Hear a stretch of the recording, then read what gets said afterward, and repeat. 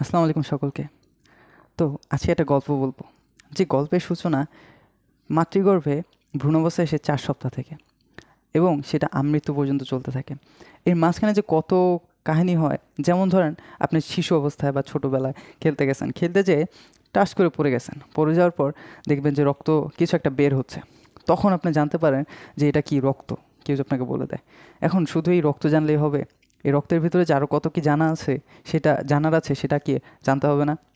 তো এই রক্ত বের হয়ে গেল, আবার যদি অধিক কেটে যায়, তখন আপনি দেখবেন যে রক্তটা অনর্গল পড়ে না কেন, জমে যায় কেন, বা রক্তটা থেমে যায় কেন পড়া। আবার যদি একটু চিন্তা করেন যে রক্তটা ভিতরে কি কি আছে উপাদান, আবার এই রক্তটা কিভাবে আমাদের দেহে চলাচল করছে, এবং হৃৎপিণ্ড কিভাবে চলতেছে, হৃৎপিণ্ড বা হৃদয়ের যে ব্যাপারটা, তারপরে এই হৃৎপিণ্ডের বিভিন্ন ধরনের কিভাবে নিয়ন্ত্রিত হচ্ছে, আবার এই হৃৎপিণ্ডের বিভিন্ন ধরনের রোগ জটিলতা, যেমন টাস করে আপনি হার্ট অ্যাটাক করলেন, আল্লাহ না করুক, যে হার্ট অ্যাটাকের ফলে টাস করে মরে গেলেন, তো এই হার্ট অ্যাটাক হচ্ছে কেন, বিভিন্ন জটিলতা কেন হচ্ছে। তো এই যে ব্যাপারগুলা, সেই সমাধান বা এইগুলো জানার জন্য আপনাকে আজকে ইন্টারমিডিয়েটের চতুর্থ অধ্যায় জুলজি, সেটা হচ্ছে রক্ত ও সঞ্চালন। তো এই ব্যাপারটা জানতে হবে। আশা করি এই ক্লাসটা করলে বা লেকচারটা করলে হয়তো ইন্টারমিডিয়েটের এবং অনেকগুলো সমস্যার সমাধান হয়ে যাবে এবং আপনারা বুঝতে পারবেন। তো চলেন শুরু করি। তো রক্ত ও সঞ্চালন, রক্ত ও সঞ্চালন, এখানে দুইটা ওয়ার্ড আছে, একটা হচ্ছে রক্ত আর একটা হচ্ছে সঞ্চালন। তো রক্ত জিনিসটা কি? রক্ত হচ্ছে আমাদের দেহের তরল মাতৃকায় বা তরল মাতৃকায়, রক্তরস নামক তরল মাতৃকায় ভাসমান, এবং এটার ভিতরে ভাসমান রক্তকণিকা নিয়ে গঠিত যে যোজক টিস্যু, সেটাকে বলা হচ্ছে রক্ত। এখন এই রক্তটার ভিতর দিয়ে কী হয়? বিভিন্ন ধরনের পুষ্টি উপাদান আদান প্রবাহিত হয়। আবার ধরেন পুষ্টি, তারপর হচ্ছে হরমোন, এনজাইম, আবার যদি চিন্তা করেন যে অক্সিজেন, আবার ইলেকট্রোলাইট, এগুলো হচ্ছে পরিবাহিত হয় বেশিরভাগ জিনিসই। এখন এই রক্তের ধরেন আমাদের দেহে কতটুকু আছে? 5 থেকে 6 লিটার। ভাই কতটুকু? আমাদের দেহে 5 থেকে 6 লিটার রক্ত থাকে, এবং এই রক্ত আমাদের মোট ওজনের দেহের 8% ওজন নিয়ে থাকে। এখন এখানে কিছু এমসিকিউ জানার জন্য আরেকটু যদি চিন্তা করেন, আপেক্ষিক গুরুত্ব 1.065। আপেক্ষিক গুরুত্ব মানে পানি থেকে বেশি, আপেক্ষিক গুরুত্ব কতটুকু গুরুত্ব আছে এটাই। এখন যদি আরেকটু সামনে চিন্তা করেন, রক্তের পিএইচ, ভাই পিএইচ 7.35 থেকে 7.45। তো এটা যদি গড়ে চিন্তা করেন 7.40। এখন এটা যে আমরা তো ছোটোবেলা থেকে জানি যে পিএইচ যদি 7-এর কম হয় সেটা হচ্ছে অ্যাসিডিক, এবং 7-এর বেশি হলে সেটা হচ্ছে ক্ষারীয় বা অ্যালকালাইন। এখন এই মাঝখানে 7 হচ্ছে প্রশমিত, মানে রিল্যাক্স বা নিউট্রাল। এখন যেহেতু দেখা যাচ্ছে 7.35 অর্থাৎ 7-এর চেয়ে বেশি, তাহলে দেখে বোঝা যাচ্ছে এটা কি একটু ঈষৎ ক্ষারীয়। তো এই রক্তটা কী ভাই? ঈষৎ ক্ষারীয়। ক্ষারীয় রক্ত হচ্ছে কি ঈষৎ ক্ষারীয়। এখন এটার যদি সান্দ্রতা চিন্তা করেন, বা সান্দ্রতা, এই সান্দ্রতা কি? সান্দ্রতা, যেমন ধরেন আপনি ফিজিক্সে পড়ছেন যে কোনো গতিশীল বস্তু যখন যায়, তখন গতির বিরুদ্ধে তার পৃষ্ঠতলে একটা বাধা থাকে। সে বাধাটাকে ফ্রিকশন বলা হয় বা ঘর্ষণ বলা হয়। এটা হচ্ছে কঠিন পদার্থের ক্ষেত্রে। এখন বায়বীয় বা গ্যাসীয় পদার্থের ক্ষেত্রে, গ্যাসীয় এবং তরল পদার্থের ক্ষেত্রে এই যে ঘর্ষণটাকে বলা হয় সান্দ্রতা। তো এই সান্দ্রতাই হচ্ছে তখন ঘর্ষণ হয়ে যায়। তাহলে সান্দ্রতা কত? পানি থেকে 5 গুণ বেশি। এই সান্দ্রতা, পানিতে যে সান্দ্রতা আছে তার চেয়ে 5 গুণ বেশি এই সান্দ্রতাটা। এবং এটা কেন হয়? কারণ হচ্ছে এটার ভিতর বিভিন্ন ধরনের প্লাজমা প্রোটিন থাকে এবং লোহিত কণিকা থাকে, বিভিন্ন ধরনের কণিকা থাকে। এই তো, আর কিছু নাই এই জায়গায়। এবং আমাদের দেহে মোটামুটি তাপমাত্রা রক্তটা নিয়ে আসে 36 থেকে 38 ডিগ্রি সেলসিয়াস। আর এই জায়গায় অজৈব লবণ থাকে। লবণ থাকার কারণে এখানে আমাদের দেহের রক্তের স্বাদটা একটু নোনতা হয়। যখন আপনি মুখের ভিতরে ধরেন কোনো কিছু কেটে গেল, তখন আপনি হয়তো রক্তের স্বাদটা ঠিকই নিছেন। এখন এই রক্তের কিছু সাধারণ কার্যাবলী আছে। সাধারণ কার্যাবলীর মধ্যে যদি হেডলাইনগুলো দেখি, ধরেন কি পুষ্টিদ্রব্য পরিবহন করে, শ্বসন গ্যাস পরিবহন করে, শ্বসন গ্যাস পরিবহন করে, শ্বসন অধ্যায়টা জানবেন, এটার পরে একটা অধ্যায় আছে। তারপর হচ্ছে বিপাক নিয়ন্ত্রণ, বিভিন্ন ধরনের বিক্রিয়া হয়, এটার মাধ্যমে কি হয়? বিপাক দ্রব্যাদি পরিবহন করে। বিক্রিয়ার বিভিন্ন ধরনের কাঁচামাল পরিবহন করে, বর্জ্য পদার্থ পরিবহন। ধরেন আমাদের দেহের রক্তে কী করে, যে বর্জ্যগুলো আছে সে বর্জ্যগুলো বৃক্কে যায় না। এখন এই বৃক্ক কী ভাইয়া? বৃক্ক হচ্ছে একটা কঠিন বাংলা, যাই হোক, বৃক্ক হচ্ছে আপনারা জানেন হচ্ছে কিডনি। কিডনি হচ্ছে সিমের বিচের মতো আমাদের এই জায়গায় থাকে। তো এটা হচ্ছে বৃক্ক। আবার একটা যদি কঠিন বাংলা বলি হচ্ছে যকৃত। এই যকৃত কী ভাইয়া? যকৃত হচ্ছে কলিজা। কলিজা যেটা আপনারা খেতে পছন্দ করেন বিভিন্ন পশুর, যাই হোক। এখন দেহের উষ্ণতা নিয়ন্ত্রণ, দেহের উষ্ণতা প্রমাণিত, ধরেন আমাদের দেহ নড়াচড়া করলে এই কি তাপমাত্রা, পেশিতে কী হয়? তাপমাত্রা বেড়ে যায়। বিভিন্ন বিপাক্রিয়া হচ্ছে আমাদের দেহের ভিতরে, যকৃতের ভিতরে বিভিন্ন ধরনের বিভিন্ন ধরনের বিক্রিয়া ঘটে, এইসব ব্যাপারটায় তখন কি হয়, তাপমাত্রা বেড়ে যায়। যখন তাপমাত্রা বেড়ে যায় তখন এই রক্তটা কি করে, একটু নিয়ন্ত্রণ করে। রক্ত যেহেতু তারলতা থাকে, এখন আয়নের সমতা রক্ষা, বিভিন্ন আয়ন থাকে সেগুলো পরিবহন করতে পারে। দেহের প্রতিরক্ষা, রক্ত আমাদের দেহ কী করে, প্রতিরোধ করে, মানে প্রতিরক্ষা করে বিভিন্ন জীবাণু থেকে। সঞ্চয় অঙ্গ থেকে খাদ্য পরিবহন লাগবে না। এখন সঞ্চয় ভাণ্ডার, প্লাজমা প্রোটিন কী করে, সঞ্চয় ভাণ্ডার হিসেবে কাজ করে। এখন এখানে অম্লক্ষারের সাম্যাবস্থা, রক্তে কী করে, বাফার ক্রিয়া ঘটে। বাফার ক্রিয়া কি, পিএইচ অতিরিক্ত অ্যাসিড দিলেও অ্যাসিডিটি বাড়বে না, এবং ক্ষার দিলেও কী হয়, ক্ষারের যে ব্যাপারটা বাড়বে না। এটা তো আপনারা কেমিস্ট্রিতে পড়ছেন যে বাফার, রক্তে কী হয়, বাইকার্বনেট বাফার ক্রিয়া বিদ্যমান।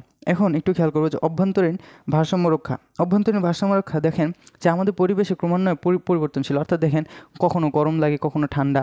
এই যে গরম ঠান্ডা এগুলোর যে ব্যাপারটা, যে পরিবেশে যে খাপ খাইয়ে নাও আমাদের বডিটাকে, এটাকে বলা হচ্ছে হোমিওস্টেসিস। কী বলে ভাইয়া, হোমিওস্টেসিস। এবং রোগ নির্ণয়, বিভিন্ন ধরনের যখন আপনার কিছু রোগ হয়, ধরেন আপনার জ্বর অনুভূত হচ্ছে, ডাক্তারের কাছে গেলে আপনাকে ব্লাড টেস্ট দেয়। এই ব্লাড টেস্ট করার মাধ্যমে আপনি কি জানতে পারেন, বিভিন্ন ধরনের কোন রোগ হয়েছে। এই তো ব্লাডের মাধ্যমে আমরা জানতে পারতেছি কী কী রোগ হয়েছে বা কীভাবে কী হয়। এই ব্লাড আমাদের এরকম হেল্প করে। এখন চলে আসেন যে রক্তের যে ব্যাপারটা, রক্তের উপাদান।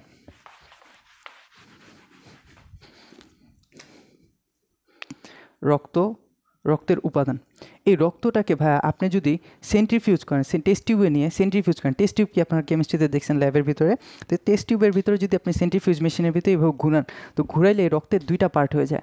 একটা হচ্ছে রক্ত রস, ভাইয়া রক্ত রস, যেটাকে আমরা বলি প্লাজমা। আবার আরেকটা হচ্ছে রক্ত কণিকা। কি বলি ভাইয়া, রক্ত কণিকা। এবং রক্তরসটা একটু হলুদাভ হয়, আর রক্তকণিকাটা একটু লাল হয়। এখন এই লালটা কেন হয় আর হলুদটা কেন হয়, এটা একটু পরে বলবো। দেখেন রক্তরসের যে ব্যাপারটা, রক্তরসের বেশিরভাগ অংশই কী ভাইয়া থাকে, পানি। এই পানিটা থাকে 90 থেকে 92%, এবং বাকি থাকে হচ্ছে কঠিন পদার্থ, যতটুকু অংশ বাকি থাকে কঠিন পদার্থ। কঠিন পদার্থের মধ্যে অজৈব পদার্থ থাকে, বা কী থাকে, অজৈব পদার্থ থাকে। কঠিন পদার্থের মধ্যে কী থাকে ভাই, অজৈব পদার্থ। এবং আরেকটা কী থাকে, জৈব পদার্থ। অজৈব পদার্থের মধ্যে ভাই বিভিন্ন ধরনের কী থাকে, যেমন অজৈব পদার্থের মধ্যে বিভিন্ন ধরনের মৌল থাকে, মৌল বা যৌগ, যেমন ধরেন সোডিয়াম ক্লোরাইড, যেমন থাকে পটাশিয়াম, যেমন থাকে ফসফরাস, এরকমভাবে থাকে আর কি। এখন জৈব পদার্থের ভিতরে অনেকগুলো ক্লাসিফিকেশনস আছে। অনেকগুলো ক্লাসিফিকেশনসের মধ্যে যদি বলি প্লাজমা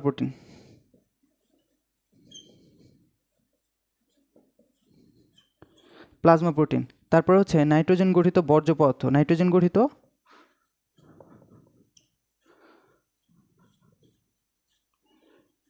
বর্জ্য, আর এটা হচ্ছে অন্যান্য পদার্থ।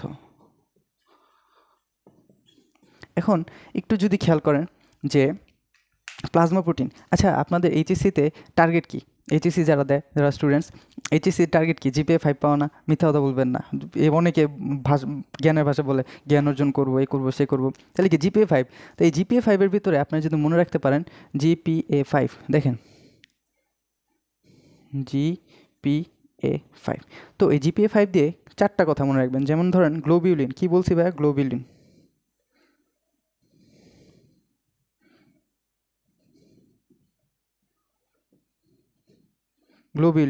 তারপর হচ্ছে প্রোথ্রম্বিন,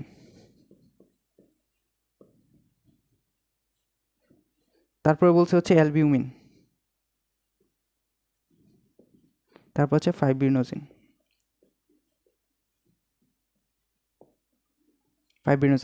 এখন এই নাইট্রোজেন গঠিত বর্জ্য পদার্থ আপনার পরিচিত।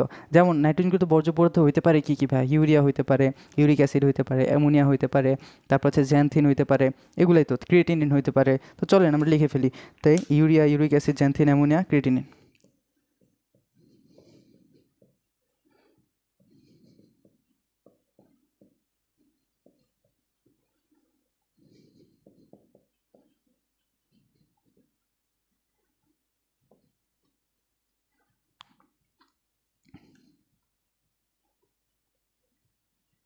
আর অন্যান্য পদার্থের মধ্যে হইতে পারছে গ্লুকোজ,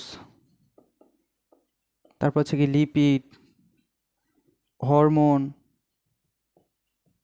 তারপর হচ্ছে রঞ্জক পদার্থ, তারপর হচ্ছে এনজাইম, এগুলোই। তো তো এই ছিল আমাদের রক্তরসের কাহিনী। এই রক্তরসের কাহিনীর ভিতরে যদি চিন্তা করেন যে রক্তরসের কাজ জানতে হবে না ভাই, রক্তরসের কাজ, রক্তরস কি পানির পরিমাণটা বেশি, তো রক্তরসের কাজের ভিতরে চিন্তা করবেন পানির পরিমাণ বেশি, তাহলে কি রক্তরসের তারল্যটা বেশি, রক্তের তারল্য নিয়ন্ত্রণ করে। তারপর পরিবেশের সাথে খাদ্যসার রক্তরসে দ্রবীভূত হয়, যেমন ধরেন পরিপাক হওয়ার পর আমাদের যে পুষ্টি পদার্থটা থাকে সেটা কি সারা দেহ পরিবহন করতে হবে না, সেটা রক্তরস করে থাকে। আবার টিস্যুর মধ্যে অবস্থিত অধিকাংশ কার্বন ডাইঅক্সাইড, শ্বসন চ্যাপ্টার বলবেন যে কার্বন ডাইঅক্সাইড পরিবাহিত হয় এই যে রক্তরসের মাধ্যমে বাইকার্বনেট যৌগরূপে। আবার কিছু পরিমাণ অক্সিজেনও পরিবাহিত করে। আবার যদি চিন্তা করেন যে অম্লক্ষারের ভারসাম্য রক্ষা করে, ওই যে বাফার দ্রবণ ক্রিয়া করে। তারপর হচ্ছে রক্ত জমাট বাঁধার প্রয়োজনীয় উপাদানগুলো পরিবহন করে। আবার যক্তে মানে মেইনলি পরিবহন করবে, তারল্য নিয়ন্ত্রণ করবে, বিভিন্ন ধরনের পরিবহনের সাথে সম্পৃক্ত। এই তো এখন যদি চিন্তা করেন এই ছিল আমাদের রক্তরসের কাহিনী। এখন চলে আসেন আমাদের রক্তকণিকার ব্যাপারটা।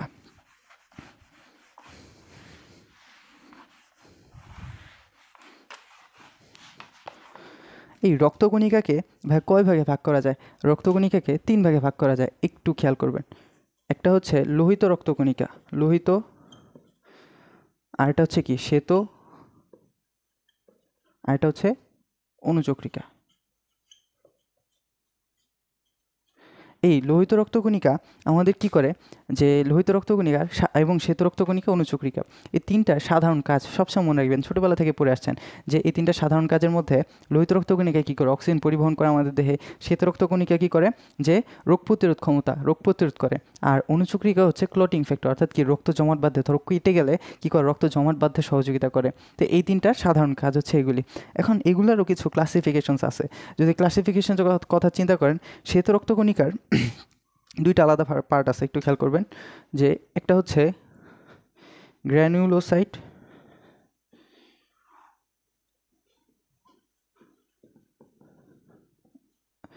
আর একটা হচ্ছে অ্যাগ্রানুলোসাইট।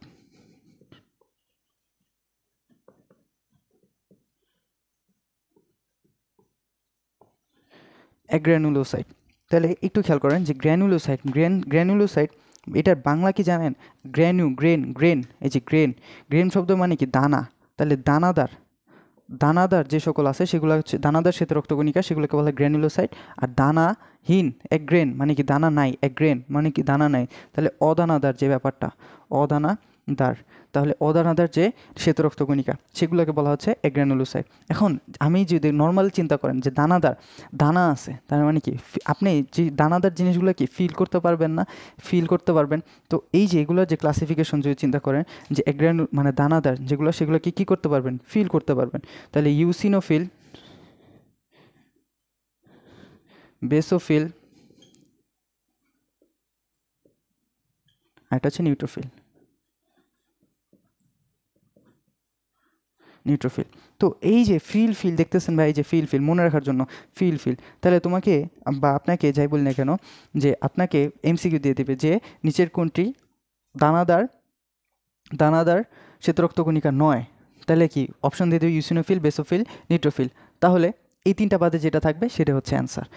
আবার যদি চিন্তা করেন যে গ্র্যানুলোসাইট মানে কি দানা নাই, তাহলে দানাদার যেগুলা মানে অদানাদার যেগুলা, সেগুলো কি ফিল করতে পারবেন? অবশ্যই পারবেন না, তাহলে সেগুলো শেষে ফিল থাকবে না। তো একটু খেয়াল করেন যে একটা হচ্ছে মনোসাইট, আর এটা হচ্ছে লিম্ফোসাইট।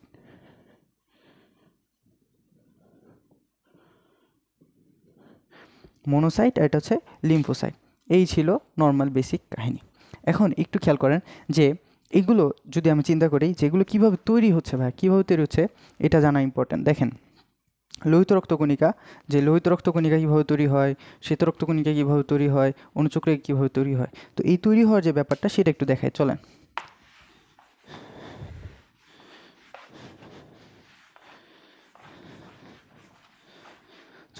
এই যে লোহিত রক্তকণিকা যদি চিন্তা করেন, ধরেন এই যে একটা হাড্ডি, ধরেন এই হাড়ের একটা নির্দিষ্ট অংশ আছে, সেটাকে বলি হচ্ছে স্টেম সেল। কি বলবো ভাই? Stem cell.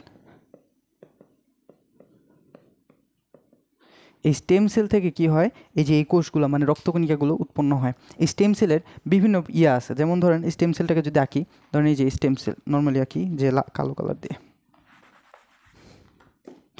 এই যে কালো কালার স্টেম সেল, এটা মনে করেন স্টেম সেল। এই স্টেম সেলটা ইন্টারমিডিয়েট মানে কি মধ্যবর্তী একটা পর্যায়ে চলে যাবে, পর্যায়ে হওয়ার পর এগুলো কোষগুলো উৎপন্ন করবে। যেমন ধরেন আপনি যদি কী করেন এরিথ্রোব্লাস্ট, ফার্স্টে কী উৎপন্ন করবে এরিথ্রোব্লাস্ট, এই যে এরিথ্রোব্লাস্ট। তো দেখেন এই যে এরিথ্রোব্লাস্টটা বা ইন্টারমিডিয়েট সেল যেটা মানে কি মধ্যবর্তী যে দশা, সেখান থেকে কী হয় একটা এরিথ্রোব্লাস্টে কী ছিল নিউক্লিয়াস ছিল, এই স্টেম সেলের কি নিউক্লিয়াস ছিল, এই নিউক্লিয়াসটা ছিল, নিউক্লিয়াস যদি ত্যাগ হয়ে যায় তখন যে অংশটা থাকে সেটা হচ্ছে এরিথ্রোসাইটে পরিণত হয়। অ্যান্ড এরিথ্রোসাইট কি, এইটাও একটু খেয়াল করুন, লোহিত রক্তকণিকার যে ইংলিশ নাম সেটাকে বলা হয় এরিথ্রোসাইট। যদি বলা হয় শ্বেত রক্তকণিকা সেটার ইংলিশ হচ্ছে লিউকোসাইট, এবং অনুচক্রিকা যেটা সেটার ইংলিশ হচ্ছে থ্রোম্বোসাইট। তো একটু খেয়াল করেন যে এরিথ্রোসাইটে কোনো নিউক্লিয়াস আছে, নিউক্লিয়াস নাই।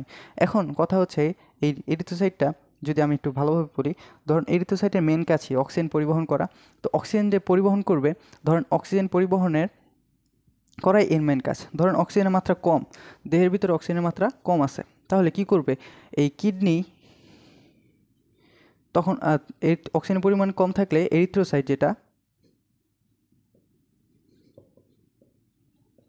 এরিথ্রোসাইট যেটা সেটা কি বেশি লাগবে, যাতে করে কি হয় এই অক্সিজেনটা মাত্রাটা বাড়ায় দেয়, মানে কি পরিবহনে বেড়ে যায়। অক্সিজেনের পরিমাণ যদি বেশি হয় তাহলে কি এরিথ্রোসাইট কম লাগবে। এখন যদি চিন্তা করেন এরিথ্রোসাইটটা তৈরি হবে কিভাবে, ধরেন যখন এটা কমে যায় তখন কিডনি একটা কি করে হরমোন ক্ষরণ করে, হরমোন সিক্রেশন, যেটাকে বলা হচ্ছে এরিথ্রোপয়েটিন। এই এরিথ্রোপয়েটিন কি করে স্টেম সেলকে যে নির্দেশ দেয়, যে এই যে স্টেম সেলকে নির্দেশ দেয় যে আমার তো অক্সিজেন মাত্রা কমে যাচ্ছে, তুমি একটু কী করো এরিথ্রোসাইট তৈরি করো, যাতে করে অক্সিজেন মাত্রা আমাদের পরিবহনটা বেড়ে যায়। আবার ধরেন অতিরিক্ত মাত্রায় এরিথ্রোসাইট থাকলে তখন সেখানে কি হয় অক্সিজেন পরিবহনটা মানে এরিথ্রোসাইট যদি বেশি যায় তখন আবার কমায় দেয়, তো এই যে নিয়ন্ত্রণ করে।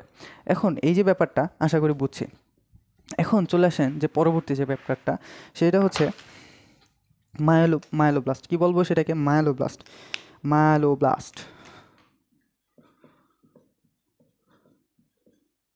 মধ্যবর্তী পর্যায়ে। তো এই মায়োলোব্লাস্টটা কি করে, মায়োলোব্লাস্ট থেকে তিনটা অংশে পরিণত হয়, একটা দুইটা এই যে তিনটা। প্রথম যে তিনটা এটা কি একটু খেয়াল করবো, যে প্রথমটা হচ্ছে নিউট্রোফিল, এটা হচ্ছে ইউসিনোফিল বা বেসোফিল যেটি বলি, এই যে ইউসিনোফিল আর এটা হচ্ছে কি বেসোফিল। তো একটু খেয়াল করেন এই মায়োলোব্লাস্টটা হচ্ছে এরকম থাকে, ধরেন এই যে গোল থাকলো, এটার ভিতরে নিউক্লিয়াস তো থাকে, নিউক্লিয়াস থাকে, তার সাথে বিভিন্ন রঞ্জক থাকে, যেমন ধরেন লাল থাকতে পারে, নীল থাকতে পারে, নীল। আবার একটু খেয়াল করেন এগুলো হচ্ছে রঞ্জক, মানে কালার করে এই ইউসিন রঞ্জকে, মানে কি ধরেন যে লিশম্যান রঞ্জকে নানাভাবে রঞ্জিত হয়, এটাকে চেনার উপায়, ধরেন এটাকে বের করে আনার পর এটাকে চিনবো কীভাবে যে এটা আমাদের এই থ্রোম্বোস মানে লিউকোসাইট কিনা, এই লিউকোসাইট কিনা তা চেনার জন্য আমরা কি করি, এটার মধ্যে বিভিন্ন রঞ্জক দিলে সেখান থেকে বুঝতে পারি যে এটা কি লিউকোসাইট কিনা। এখন লিউকোসাইটের কোনটা নিউট্রোফিল, ইউসিনোফিল, বেসোফিল সেটা জানার জন্য দেখেন যে নিউট্রোফিল হচ্ছে নিউট্রাল, এটার মধ্যে কোনো রঞ্জক দেখাবে না, অর্থাৎ কি এটা নর্মাল থাকবে, যে গোল। এবং একটা ব্যাপার হচ্ছে এটাতে 3 খণ্ডক বিশিষ্ট নিউক্লিয়াস থাকে, এই যে একটা দুইটা, তাহলে নিউক্লিয়াসটা কয় খণ্ডক বিশিষ্ট বা 3 খণ্ডক বিশিষ্ট। আর এই যে ইউসিনোফিল যেটা, এটার ভিতরে নিউক্লিয়াস থাকে একটাই, কিন্তু একটু খেয়াল করবেন যে এটা ইউসিন রঞ্জকে রঞ্জিত হয়, মানে কি এটা একটু অম্লীয় থাকে ভাই, অম্লীয় থাকলে আমরা কি জানি নীলা, অ্যাসিড নীলকে লাল করে, অর্থাৎ লিটমাসে দেখছিলাম নর্মালি অ্যাসিডের রেজাল্ট কি, অ্যাসিড হচ্ছে লিটমাস পেপার লাল রং দেয়, মানে লাল হয়, এটা কি একটু লাল হয়, লাল মানে ইউসিন রঞ্জকে রঞ্জিত হয়, লিশম্যান রঞ্জকে লাল রঞ্জক দেয়, লাল কালার হয়। আর বেসোফিল যেটা, সেটা যখন হয় তখন সেটা একটু নীল হয় ভাই, নীল, তো নিউক্লিয়াস থাকে, এটার ভিতরে কি থাকে একটু নীল থাকে। নীল কখন হবে, যখন ক্ষারীয় হবে, ক্ষারীয় হলে সেটা একটু নীল বর্ণ ধারণ করবে। তো এই ছিল আমাদের যে এগুলোকে বলা হয় কি ফিল করতে পারতেছি, যখন ফিল করতে পারতেছি সেগুলো কি দানাদার হইলে সেটার নাম কি, দানাদার, সেটাকে বলা হয় গ্র্যানুলোসাইট।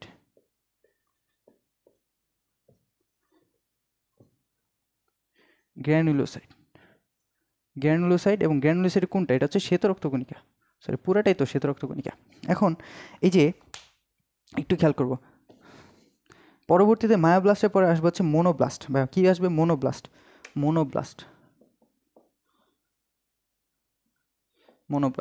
এই মোনোব্লাস্ট কি করে, এই মোনোব্লাস্ট থেকে কি হয় মোনোসাইট এবং লিম্ফোসাইট তৈরি হয়, মোনোসাইট এবং লিম্ফোসাইট, এই যে মোনোসাইট যাবে আবার কি লিম্ফোসাইট যাবে।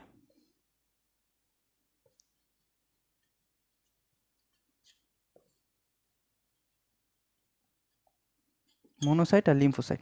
এখন মনোসাইট যেটা, মনোসাইটের নিউক্লিয়াসটা একটু বড় থাকে ভাই। ধরেন একটা কোষের ভিতরে যদি এই যে নিউক্লিয়াসটা যদি বেশি বড় হয়ে যায়, তাহলে সাইটোপ্লাজম কি কম থাকবে না ভাই? কম। সাইটোপ্লাজম কম আর নিউক্লিয়াস বেশি, বেশি জায়গা জুড়ে থাকে। আর লিম্ফোসাইটে যেটা, লিম্ফোসাইটে তার একটু উল্টা হয়, অর্থাৎ কি নিউক্লিয়াস একটা চিপার ভিতরে থাকে আর সাইটোপ্লাজমটা একটু বেশি থাকে, বেশি, এটা হচ্ছে কম, নিউক্লিয়াস কম। এখন এইগুলা যেটা, সেটাকেও, এটাও কি, এটা হচ্ছে অদানাদার, এগ্রেন।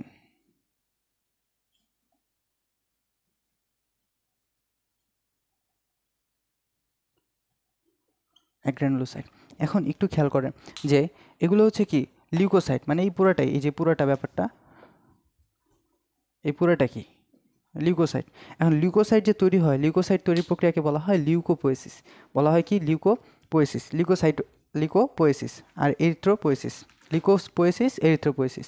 এখন লিউকোপোয়েসিস মানে কি, ওই শ্বেত রক্তকণিকার তৈরির প্রক্রিয়া। এখন লাস্ট যেটা, সেটা বাকি থাকে হচ্ছে আমাদের যে মেগাক্যারিওসাইট, অস্থির মেগাক্যারিওসাইট। এই মনোব্লাস্টের আকৃতি কেমন? এগুলো হচ্ছে নর্মালি কোষ। দূর লাল কেন? এই যে কোষ থেকে হয়েছে মেগাক্যারিওসাইট। অস্থিমজ্জার মেগাক্যারিওসাইট থেকে, এই যে মেগাক্যারিওসাইট থেকে কি উৎপন্ন হয়? অণুচক্রিকা উৎপন্ন হয়। মেগাক্যারিওসাইট থেকে কি হয়? পরবর্তীতে অণুচক্রিকা উৎপন্ন হয়। অণুচক্রিকাগুলো এই যে এরকম থাকে, এরকম অণুচক্রিকা, এটাকে বলা হয় অণুচক্রিকা। তো নর্মালি এটা হচ্ছে কি থ্রোম্বোসাইটস, তাহলে থ্রোম্বোপোয়েসিস। তাহলে নর্মালি কি থ্রোম্বোপোয়েসিস মানে কি থ্রোম্বোসাইটের প্রক্রিয়া, তো উৎপন্ন প্রক্রিয়া। তো নর্মালি জাস্ট জানার যা যা আছে সেগুলো আমরা জেনে আসছি, বা প্লেটলেট। তো এই তো আসেন, তারপর হচ্ছে চলে যাই সামনে। এখন আমরা জানবো হচ্ছে নর্মালি ওই যে কণিকাগুলো ছিল না, লোহিত রক্তকণিকা, শ্বেত রক্তকণিকা, অণুচক্রিকা, সেগুলোর একটু বিশ্লেষণ যদি দেখি, যে লোহিত রক্তকণিকা,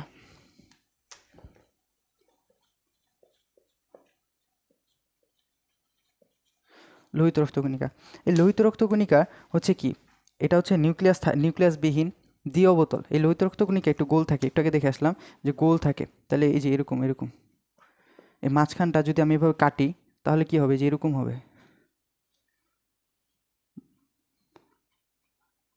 এই যে এরকম। অর্থাৎ দেখেন, কাটলে মাঝখানটা কি হবে? একটু গর্তযুক্ত হবে, গর্তযুক্ত, আর সাইডগুলো একটু উঁচু, এবং মাঝখানটা হচ্ছে চিকন। একটু খেয়াল করলে দেখব যে দ্বিঅবতল এই যে এরকম, এরকম থাকে, এরকম। তাহলে এটা মাঝখানে কনকেভ, মানে কি অবতল, এটাও কি কনকেভ। আর দুইটা অবতল মিলে কি করছে? দ্বি-অবতল গঠন করছে। তাহলে কনকেভ মানে দ্বি-অবতল, চাকতির মতো নিউক্লিয়াসবিহীন, অক্সিজেন পরিবহন করে, হিমোগ্লোবিন যুক্ত। হিমোগ্লোবিনের কারণে কিন্তু এই লোহিত রক্তকণিকা কি হয়? লাল হয়ে যায়। এবং যদি চিন্তা করে কিনার অপেক্ষা মধ্যভাগ পুরো লাগবে না। এখন একটু ইম্পর্টেন্ট যেটা, সেটা হচ্ছে বয়সভেদে বা বয়সভেদে এবং লিঙ্গভেদে এই লোহিত রক্তকণিকার সংখ্যা। দেখেন, যখন আমরা ভ্রূণদেহে এই লোহিত রক্তকণিকা কত থাকবে? 80 থেকে 90 লাখ, 80 থেকে 90 লাখ। এবং তারপর যদি একটু বড় হন, যখন আপনি শিশু, 10 কমায় দেন, তাহলে দেখো 60 থেকে 70 লাখ প্রতি প্রতি ঘন মিলিমিটারে, প্রতি ঘন মিলিমিটারে। এবং যখন আপনি একটু বড় হয়ে যাবেন, মানে কি পুরুষ হয়ে যাবেন, তখন আপনার হয়ে যাবে 50 থেকে 54 লাখ প্রতি ঘন মিলিমিটারে। আর যদি নারী দেখেন, নারী দেহে সেটা হয়ে যায় যে 44 থেকে 49 লাখ। অ্যান্ড মনে রাখবেন কীভাবে? দেখেন, 80 থেকে 90 ধরবেন, পরে এই জায়গা থেকে 10 সময় দেবেন, আর এখানে বাকি যেটা মনে করুন যে 50 থেকে 54, 44 থেকে 49, জাস্ট একটু 2-3 বার দেখলে মনে চলে আসবে। এখন এই যে ব্যাপারটা, ভ্রূণ দেহে এটা, শিশু দেহে এটা, পুরুষ দেহে এটা, নারী দেহে এটা, একটু খেয়াল করবেন। যখন অতিরিক্ত পরিশ্রম করবেন, মানে কি গর্ভাবস্থায় এবং ব্যায়াম করলে এই লোহিত রক্তকণিকা বেড়ে যায় আমাদের দেহে। তো যারা ব্যায়াম করে এবং গর্ভাবস্থায় কি হয়? এই লোহিত রক্তকণিকা বেড়ে যায়। এছাড়াও বিভিন্ন ভেদে কি করতে পারে? এই তারতম্য দেখা যেতে পারে। লোহিত রক্তকণিকা কীভাবে তৈরি হয় সেটা আমরা একটু আগে দেখে আসছি, এবং এর প্রক্রিয়াকে বলা হয় এরিথ্রোপোয়েসিস। এবং এই লোহিত রক্তকণিকায় হিমোগ্লোবিন থাকে। কি থাকে? বা হিমোগ্লোবিন, এই হিমোগ্লোবিনের 4টা। তাহলে হিমোগ্লোবিনটা গঠিত হয়েছে কীভাবে? প্লাস গ্লোবিন এই দুইটা অংশ নিয়ে হিমোগ্লোবিন এই দুইটা অংশ নিয়ে গঠিত হয়েছে। এই হিমোগ্লোবিন হিম এবং হিম হচ্ছে কি প্রোটিন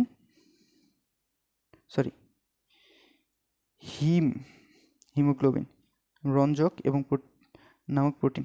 তাহলে এটা হচ্ছে রঞ্জক আর এটা হচ্ছে কি প্রোটিন, হিমরঞ্জক এবং প্রোটিন। তাহলে হিমোগ্লোবিনের গঠন কীরকম ভাই দেখেন, এই যে এরকম চারটা ভালোবাসা এঁকে ফেলবেন। আঁকার পর দেখবেন এই জায়গা হচ্ছে গ্লোবিন অংশ আর এটা হচ্ছে হিম, এটা হচ্ছে হিম, এই জায়গায় হচ্ছে গ্লোবিন অংশ, এই জায়গায় হচ্ছে কি গ্লোবিন আর এই জায়গায় কি গ্লোবিন আর এই জায়গায় হচ্ছে হিম। তো এই অক্সিজেন কি করে এই গ্লোবিনের সাথে যুক্ত হয়, কি করে এই গ্লোবিনের সাথে যুক্ত হয়, তো যুক্ত হয়ে কি করে অক্সিহিমোগ্লোবিন গঠন করে এবং আমাদের দেহে পরিবাহিত হয় অক্সিজেনটা। এবং এটা কি করে চারটা পলিপেপটাইড নিয়ে একটা হিমোগ্লোবিন অণু গঠিত। এই হিম গ্রুপের জন্যই এই রক্তটা লাল হয়। লোহিত রক্তকণিকার যদি কাজের কথা চিন্তা করেন, লোহিত রক্তকণিকার কাজ কি অক্সিজেন পরিবহন করে। এবং যদি একটু খেয়াল করবেন যে অ্যান্টিজেন প্রোটিন সংযুক্ত থাকে, ব্লাড গ্রুপ নিয়ন্ত্রণ করে। বিলিরুবিন এটা পরিপাক চ্যাপ্টারে পড়বেন। এই বিলিরুবিনের অভাবে কী হয়, জন্ডিস হয়, জানার কথা। এবং নাইট্রিক অক্সাইড উৎপাদন করে। এই নাইট্রিক অক্সাইডটা কী করে এই প্রোটিন তৈরি করতে সহযোগিতা করে। আবার দেখেন হাইড্রোজেন সালফাইড গ্যাস উৎপাদন করে কি করে এই প্রাচীর মানে রক্তনালিকার প্রাচীরটা সংকোচনের মাধ্যমে বিভিন্ন ধরনের হাই প্রেশার ব্লাড প্রেশার নিয়ন্ত্রণ করে। এরা অনেক সময় দেহের অনাগম্যতায় সারা দেয় ব্যাকটেরিয়া আক্রান্ত বিভিন্ন ধরনের হিমোগ্লোবিন থেকে মুক্ত আয়ন সৃষ্টি। এগুলো রিডিং দিলে বুঝবেন। এখন চলে আসেন হচ্ছে লিউকোসাইট বা শ্বেত রক্তকণিকা। এটা তো নর্মালি বুঝছেন আশা করি।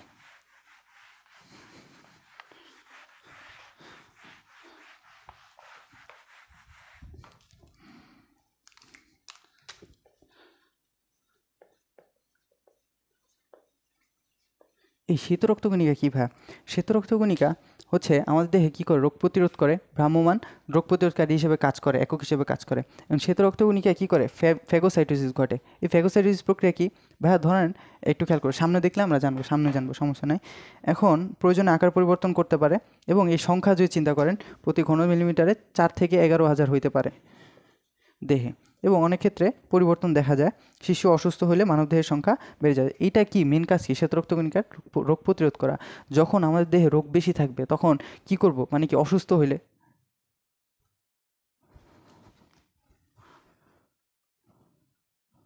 তো অসুস্থ যখন বেশি হয়ে যাবেন তো এই শ্বেত রক্তকণিকার কাজই হচ্ছে সে কী করবে আমাদের দেহে রোগ প্রতিরোধ করাই হচ্ছে এর কাজ। এখন যদি খেয়াল করেন যে আমরা দেখছিলাম লোহিত কণিকা এবং শ্বেতকণিকার যে অনুপাত, এটা একটু খেয়াল করেন লোহিত কণিকা এবং শ্বেতকণিকার অনুপাত।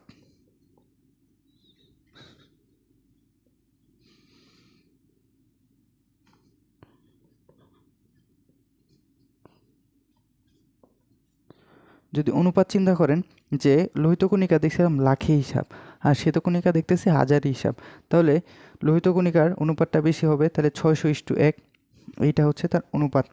এবং যদি উল্টা বলে যে শ্বেতকণিকা এবং লোহিত কণিকা এই দুইটার অনুপাত কত, তাহলে আপনি কি বলতে হবে 1:600। তো এইভাবে চিন্তা করবেন। আবার যদি খেয়াল করেন আমরা একটু আগে দেখে আসছি যে শ্বেতকণিকা উৎপন্ন হয় কিভাবে। শ্বেতকণিকার ইংরেজি হচ্ছে লিউকোসাইট। এখন এই লিউকোসাইটের তৈরি হওয়ার প্রক্রিয়াকে বলা হয় লিউকোপোয়েসিস। একটু খেয়াল করবো যে লিউকোপোয়েসিস।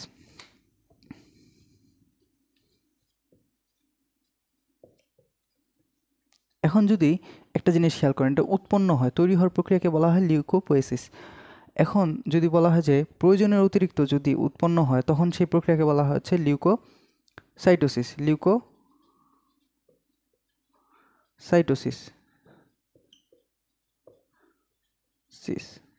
যদি প্রয়োজনের অতিরিক্ত উৎপন্ন হয়। এবং আরেকটু খেয়াল করবেন যে যদি প্রয়োজনের কম উৎপন্ন হয় তখন সেই প্রক্রিয়াটাকে বলা হচ্ছে তখন সেই অবস্থাকে বলবো লিউকোপোনিয়া। ভাইয়া কি বলবো লিউকোপোনিয়া। এখন এটা কি হয় অবস্থা প্রয়োজনের চেয়ে কম উৎপন্ন হলে। এখন আরেকটা বিশেষ অবস্থা আছে, সেটা হচ্ছে যদি মাত্রাতিরিক্ত উৎপন্ন হয় মানে অস্বাভাবিক হারে বৃদ্ধি পায়। এই লিউকোসাইট যদি অস্বাভাবিক হারে বৃদ্ধি পায় তখন সেটাকে বলা হয় লিউকেমিয়া বা ক্যান্সার এর মতো তৈরি হয়ে যায় লিউকেমিয়া। এখন এটা কি হচ্ছে? অস্বাভাবিক হারে মানে অনিয়ন্ত্রিতভাবে যদি বেড়ে যায় তখন সেটা কি বলা হয়? লিউকেমিয়া। এখন যদি আপনারা খেয়াল করেন, এই যদি আলাদা আলাদাভাবে বিশ্লেষণ করি, যে এই শ্বেতকণিকা দুই ভাগে ভাগ করা যায়। বলছিলাম একটা হচ্ছে দানাদার আর একটা হচ্ছে অদানাদার। এখন অদানাদারকে বলা হয় গ্র্যানুলোসাইট এবং দানারকে বলা হয় হচ্ছে গ্র্যানুলোসাইট। এখন অদানাদার বা গ্র্যানুলোসাইটকে যদি চিন্তা করেন যে অদানাদার, এটার ভিতরে দুইটা ভাগ ছিল, একটা হচ্ছে মোনোসাইট আর একটা হচ্ছে কি লিম্ফোসাইট। এখন মোনোসাইট যদি চিন্তা করেন, মোনোসাইট আর একটা হচ্ছে কি লিম্ফোসাইট।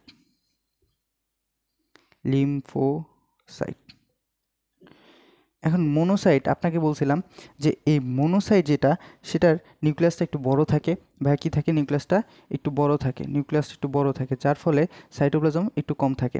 আর এইটাতে বলছিলাম যে নিউক্লিয়াসটা একটু চিপায় থাকে, মানে কি ছোট হয়ে থাকে, এবং সাইটোপ্লাজমটা একটু বেশি থাকে। এখন এই মনোসাইটের আয়ুষ্কাল এবং এটার কাজ কি? মনোসাইট কি করে ভাইয়া? ফ্যাগোসাইটোসিস ঘটায় ভাইয়া। মনোসাইটের কাজ যদি চিন্তা করো, ফ্যাগোসাইটোসিস ঘটাবে। মনোসাইটের কাজ হচ্ছে ফ্যাগোসাইটোসিস ঘটানো। ফ্যাগোসাইটোসিস প্রক্রিয়া কি? ধরেন আপনার দেহে একটা জীবাণু চলে আসলো, যদি বলি এটা হচ্ছে জীবাণু। এখন আমাদের দেহে এরকম এই যে মনোসাইটগুলো থাকে, মনোসাইটগুলো কি করতে পারে? এই জীবাণুটাকে কি করতে পারে? গ্রাস করে ফেলতে পারে। ধরো গ্রাস করে ওর আকার ধারণ করতে পারে। এখন পুরোটা হচ্ছে এটার ভিতরে নিয়ে নিল, তারপর কি করতে পারে? সে নিজে এটা ধ্বংস, সে পুরোপুরি নিজে ধ্বংস হওয়ার মাধ্যমে সে জীবাণুটাকে ধ্বংস করে এবং আমাদের দেহটাকে রক্ষা করে ফেলে। এটাই হচ্ছে ফ্যাগোসাইটোসিস প্রক্রিয়া, এবং এটা হচ্ছে ফ্যাগোসাইটোসিস প্রক্রিয়া। এখন এটার আয়ুষ্কাল হচ্ছে দেখেন 2 থেকে 5 দিন। কত? 2 থেকে 5 দিন আয়ুষ্কাল, 2 থেকে 5 দিন। এখন লিম্ফোসাইটের কাজ কী ভাই? লিম্ফোসাইট হচ্ছে, একটু খেয়াল করবো, লিম্ফোসাইটের কয়টা ভেরিয়েশন আছে ভাই। লিম্ফোসাইট মূলত কী করে? অ্যান্টিবডি উৎপন্ন করে। অ্যান্টিবডি উৎপন্ন করার মাধ্যমে আমাদের দেহকে প্রতিরক্ষা করে। এখন এই লিম্ফোসাইটের কয়েকটা ভেরিয়েশন আছে, যেমন টি কোষ, আরেকটা হচ্ছে কি বি কোষ, আরেকটা হচ্ছে কি ন্যাচারাল এনকে কিলার। এখন টি কোষটা উৎপন্ন হয় কোথা থেকে? এটা ইম্পর্টেন্ট। উৎপন্ন হচ্ছে যে এই জায়গায় থাকে, যেটারে কি বলে, এটা হচ্ছে কি থাইমাস গ্রন্থির থাইমোসাইটস থেকে উৎপন্ন হয়। থাইমাস গ্রন্থি, এই যে দেখেন আমাদের এই যে ফুসফুস, ধরেন এই যে ফুসফুসের এই জায়গাটায় হচ্ছে আমাদের থাইমাস গ্রন্থি থাকে। এই খেয়াল করবেন, ধরেন এটা যদি ফুসফুস হয়, ফুসফুসের এই জায়গাটা জোড়া থাকে না, এই যে জোড়ার এই জায়গায়, এই জায়গাটাগুলো কী করে? থাইমাস গ্রন্থি থাকে। এই থাইমাস গ্রন্থি কী করে? থাইমাস গ্রন্থির থাইমোসাইটস থেকে এই টি কোষটা উৎপন্ন হয়। এখন মোস্ট ইম্পর্টেন্ট সেটা হচ্ছে, দেখেন এটা আসবে এমসিকিউতে চলে আসতে পারে, যে কোষ মাধ্যম অনাক্রম্যতা গঠন করে। কি করে? কোষ মাধ্যম অনাক্রম্যতা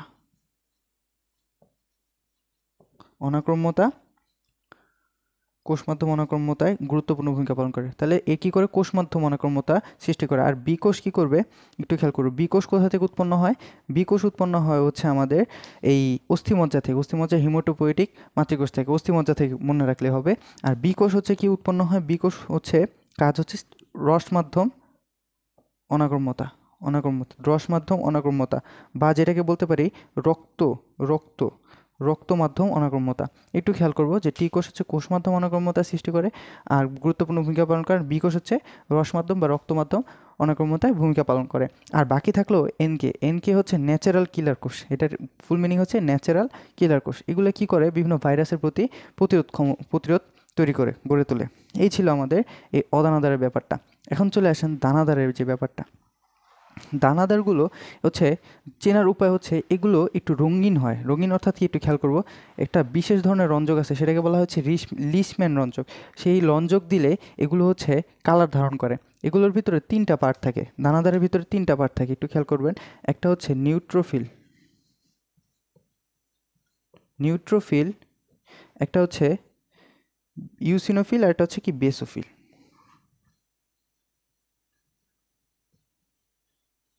আর এটা হচ্ছে বেসোফিল।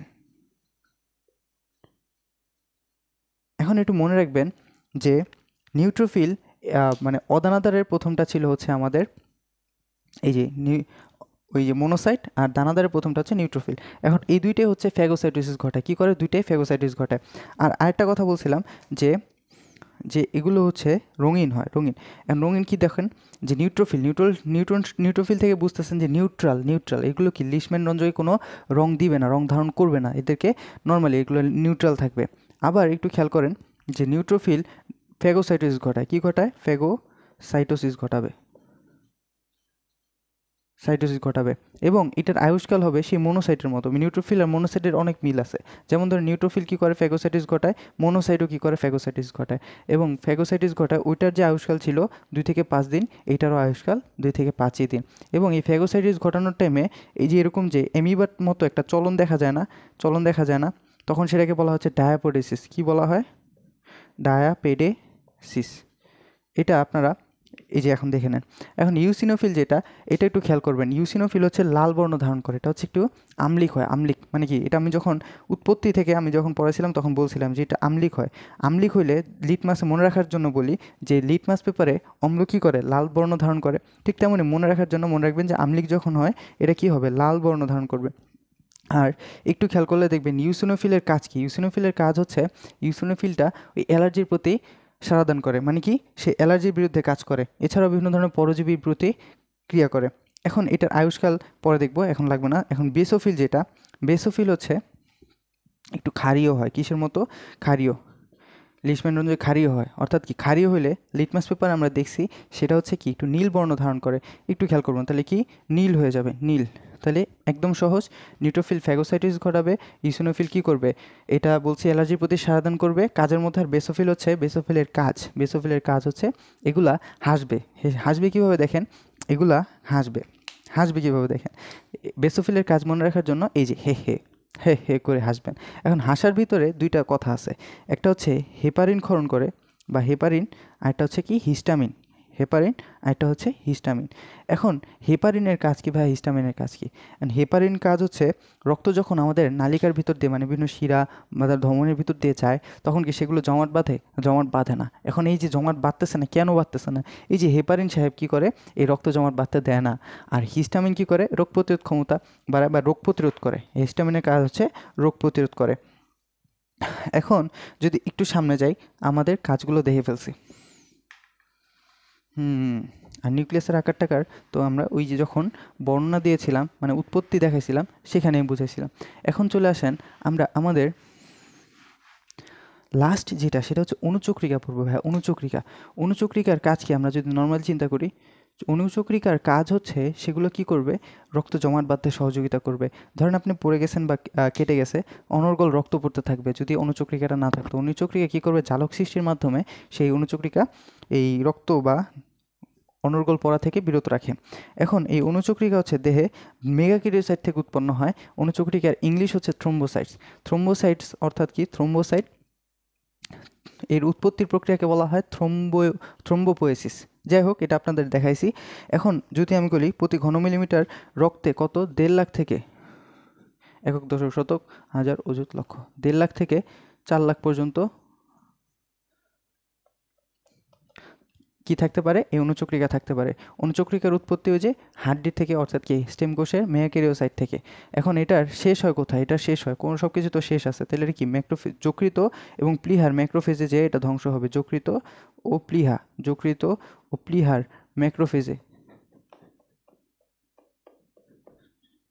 ম্যাক্রোফেজে যে এটা ধ্বংস হয়ে যাবে। এখন এগুলার কাজ কি? এগুলার কাজ হচ্ছে ভাই কি? এগুলার কাজ একদম সহজ, একদম রক্ত জমাট বাঁধতে সহযোগিতা করে এবং বিভিন্ন সময় বিভিন্ন ধরনের ফ্যাগোসাইটিস প্রক্রিয়া ব্যাকটেরিয়া ভাইরাস ধ্বংস করতে পারে, খুবই কম। এবং গ্রোথ ফ্যাক্টর ক্ষরণ করে, সেরোটোনিন ক্ষরণ করে। সেরোটোনিন কী করে? আমাদের রাসায়নিক পদার্থ ক্ষরণ করে যা রক্তপাতের বৃদ্ধি বন্ধের উদ্দেশ্যে রক্তবাহিকা দ্রুত সংকোচন উদ্বৃত্ত করে। যখন আমরা ভ্যাসোরিসেপ্টর পড়ব সেটা আমরা দেখব তখন। একটু খেয়াল করবো যে রক্ত জমাট যদি অতিরিক্ত মাত্রায় হয়, তখন সেটা কি? ধরেন রক্তনালীর ভিতরে রক্ত জমাট বেঁধে তখন কি হার্ট বা স্ট্রোক হতে পারে। এটা আসলে ভিতরের ব্যাপার। স্বাভাবিকের চেয়ে অনেক বেশি অণুচক্রিকা থাকলে রক্তনালীর ভিতরে অদরকারি রক্ত জমাট সৃষ্টি হয়। এগুলোর ফলে কি হয়? স্ট্রোক হয়, হার্ট অ্যাটাকের সম্ভাবনা বেড়ে যায়। এখন এই তো ছিল আমাদের এই কাহিনী।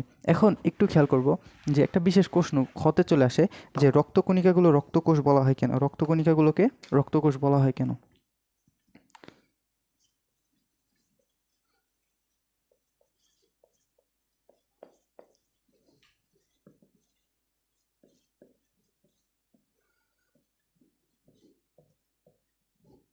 না কেন? না কেন? রক্তকণিকাগুলোকে রক্তকোষ বলা হয় না কেন? এই যে এটার অ্যান্সার হচ্ছে, একটু খেয়াল করবেন, রক্তকণিকা বলি কেন, রক্তকণিকা বলতেছি কেন, কোষ কেন বলতেছি না? আচ্ছা, কোষ হইতে হলে সেখানে কি অনেক কোষীয় উপাদান থাকতে হবে না? যেমন নিউক্লিয়াস থাকতে হবে, বিভিন্ন মাইটোকন্ড্রিয়া থাকতে হবে, গোলজি বডি, সেন্ট্রিওল, এগুলো তো থাকতে হবে।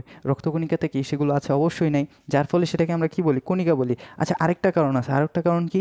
ধরেন এই কোষ কি স্বপ্রজনন ক্ষমতা সম্পন্ন, কিন্তু এই কণিকা কি নিজে নিজে প্রজনন করতে, মানে কি নিজে নিজে বৃদ্ধি পেতে পারে? পারে না। সেটা কি? অন্যের উপর নির্ভরশীল। অর্থাৎ কি, ধরেন ওই যে হাড্ডি থেকে উৎপন্ন হয় কোষ, একটা কণিকা থেকে কি আরেকটা কণিকা উৎপন্ন হয়? এমন তো হয় না। হয় কি, ওই হাড্ডি থেকে আবার তৈরি হচ্ছে, আর কোষ থেকে কি কোষের উৎপত্তি হয়।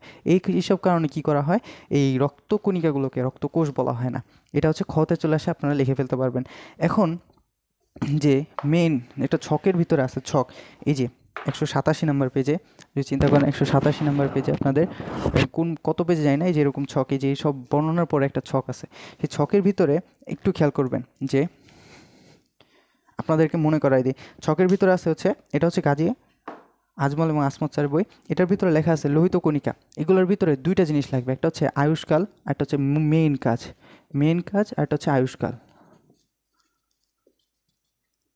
এখন মেইন কাজ এবং আয়ুষ্কাল, যদি আপনাকে বলি লোহিত কণিকা, লোহিত কণিকা এটার মেইন কাজ কি? অক্সিজেন পরিবহন করা, এটা তো আমরা জানি। এখন অক্সিজেন পরিবহন, এখন এটার আয়ুষ্কাল কত? 3 মাস, এটা আমরা সবাই জানি। কয় মাস? 3 মাস, অর্থাৎ কি 120 দিন। লোহিত রক্তকণিকার আয়ুষ্কাল কত? 120 দিন। এখন চলে আসেন যেগুলো হচ্ছে, দেখেন শ্বেত রক্তকণিকা, শ্বেত কণিকা। শ্বেত কণিকার কাজ হচ্ছে কি? শ্বেত হচ্ছে রোগ প্রতিরোধ করা। এখন শ্বেত কণিকার অনেকগুলো প্রকারভেদ আছে, দেখেন। ফার্স্ট অফ অল চিন্তা করেন, মোনোসাইট আছে, তারপর আছে কি লিম্ফোসাইট, তারপর যদি চিন্তা করেন এখান থেকে আসবে হচ্ছে আমাদের নিউট্রোফিল। কি আসবে? নিউট্রোফিল। তারপর আসবে কি? ইউসিনোফিল। তারপর আসবে হচ্ছে বেসোফিল। এখন দেখেন কাজ বলি, অ্যান্ড আয়ুষ্কাল আগে দেখেন। আয়ুষ্কাল, মোনোসাইট আর নিউট্রোফিল, আপনাদেরকে বলে আসছি মোনোসাইট এবং নিউট্রোফিল দুইটাই কি ফ্যাগোসাইটিস ঘটায়। মোনোসাইট এবং নিউট্রোফিল দুইটাই কি ফ্যাগোসাইটিস ঘটাবে, এবং ফ্যাগোসাইটিস করাই এটার মেইন কাজ। মেইন কাজ ফ্যাগোসাইটিস করা, দুইটা গেল। এখন এটার আয়ুষ্কাল হচ্ছে দুইটার সেম সেম, বলছি দুইটার সাথে অনেক মিল আছে, তাহলে এই দুইটা কি হবে? 2 থেকে 5 দিন, 2 থেকে 5 দিন। এখন লিম্ফোসাইট, লিম্ফোসাইট, আচ্ছা আমাদের নর্মালি চিন্তা করেন, আমাদের দিনগুলো হিসাব করা হয়, ফার্স্টে কি দিনে হিসাব করে, পরে কি সপ্তাহে হিসাব করে। এখানে দিন গেছে, তাহলে বাকি থাকলো কি সপ্তাহ, তাহলে 1 সপ্তাহ, তাহলে 7 দিন হচ্ছে এটার আয়ুষ্কাল। লিম্ফোসাইটের আয়ুষ্কাল 7 দিন। এখন থাকলো ইউসিনোফিল আর বেসোফিল, এগুলো হচ্ছে দেখেন 8 থেকে 12, 12 থেকে 15, 8 থেকে 12, 12 থেকে 15। এখন দেখুন 4-এর গুণিতক আকারে 8, 12, 12, 15, 15, লাস্টেটা মনে করুন 16, যাই হোক। এখন দেখেন লাস্টে থাকবে হচ্ছে আমাদের এগুলো থেকে, দেখেন মোনোসাইট নিউট্রোফিল দুইটা ফ্যাগোসাইটিস ঘটায়, বাকি থাকে লিম্ফোসাইট। লিম্ফোসাইট কী করে? অ্যান্টিবডি উৎপন্ন করে। এটার 3টা প্রকার আছে, টি কোষ, বি কোষ, আর এটা হচ্ছে এনকে কোষ বাদ। এখন ইউসিনোফিল যেটা অ্যালার্জির প্রতি সারাদান প্রদান করে, আর বেসোফিল যেটা সেটা কি করে? হেপারিন এবং হিস্টামিন ক্ষরণ করে। এগুলোই হচ্ছে তাদের মেন কাজ। আর যদি লাস্টে থাকে হচ্ছে আমাদের অনুচক্রিকা। অনুচক্রিকা আয়ুষ্কাল হচ্ছে 5 থেকে 9 দিন। কয়দিন? 5 থেকে 9 দিন, আশা করি মনে থাকবে। এই অনুচক্রিকার আয়ুষ্কাল 5 থেকে 9 দিন। এগুলো কাজ হচ্ছে কি? রক্ত জমাট বাঁধায়। এখন আমি আরেকবার বলি, দেখেন লোহিত কণিকার আয়ুষ্কাল কত? 120 দিন। এটার মেন কাজই অক্সিজেন পরিবহন করা, গেল। এখন যদি থাকে শ্বেতকণিকা, শ্বেতকণিকার আছে monocyte, lymphocyte, neutrophil, eosinophil, basophil. Monocyte আর নিউট্রোফিল দুইটা সেম সেম, তাই বলছে এটার কি আয়ুষ্কাল এবং কাজ দুইটা সেম। তাহলে কি ফ্যাগোসাইটিস ঘটায়, এবং এগুলোর আয়ুষ্কাল হচ্ছে 2 থেকে 5 দিন। এবং আমি বলছি সপ্তাহে হিসাব করব, একটা হচ্ছে সেটা হচ্ছে লিম্ফোসাইট, এবং বাকি থাকে হচ্ছে আমাদের ইউসিনোফিল আর বেসোফিল। ইউসিনোফিল, বেসোফিল আয়ুষ্কাল হচ্ছে কি? 4-এর গুণিতক 8 থেকে 12, 12 থেকে 15। এখন যদি চিন্তা করেন 4-এর গুণিতক 16 হতো, কিন্তু মনে রাখতে সহজ আর কি। এখন এগুলোর কাজ কি? ইউসিনোফিল এর কাজ হচ্ছে অ্যালার্জির প্রতি সারাদান করবে, আর বেসোফিল এর কাজ হচ্ছে আমাদের হেপারিন এবং হিস্টামিন ক্ষরণ করবে। এই যে এখান থেকে প্রশ্ন চলে আসে, ছকটা থেকে প্রশ্ন চলে আসে। দেখেন ইউসিনোফিলের কাজ কি? এটা আসতে পারে। ইউসিনোফিলের কাজ কি? ইউসিনোফিলের কাজ হচ্ছে ওই অ্যালার্জির প্রতি সারাদান। অ্যালার্জির প্রতি সারাদান করে কি? ইউসিনোফিল। আবার যদি বেসোফিল বলে, বেসোফিলের কাজ কি? বেসোফিলের কাজ হচ্ছে হেপারিন, হিস্টামিন। হেপারিন, হিস্টামিন ক্ষরণ করে কি? বেসোফিল। আর লাস্টে থাকলো হচ্ছে আমাদের অনুচক্রিকা। অনুচক্রিকার আয়ুষ্কাল হচ্ছে 5 থেকে 9 দিন। আর এই তো গেল। এখন আরেকটা কথা যদি বলি, এখানে এই 3টার মধ্যে কোনটার মধ্যে নিউক্লিয়াস আছে, কোনটার মধ্যে নিউক্লিয়াস নাই? আপনাদেরকে আমি যখন স্টেম কোর্স থেকে উৎপত্তি দেখেছিলাম, সেখানে আপনারা দেখছেন যে নিউক্লিয়াস আছে শুধু হচ্ছে আমাদের এই শ্বেত রক্তকণিকায়। শ্বেত রক্তকণিকায় নিউক্লিয়াসটা আছে। বাকিগুলোতে কি থাকে না, কোনো নিউক্লিয়াস থাকে না। লোহিত কণিকাও নিউক্লিয়াস থাকে না, নিউক্লিয়াস ত্যাগ করার পর হয়ে যায়। আবার যদি বলি অনুচক্রিকাতে এরকম এরকম দেখাইছিলাম, তখন কি হয়েছে, সেটাতে কোনো নিউক্লিয়াস ছিল, নিউক্লিয়াস ছিল না। এই ছিল আমাদের রক্তের উপাদানের যে ব্যাপারটা, রক্তের উপাদান।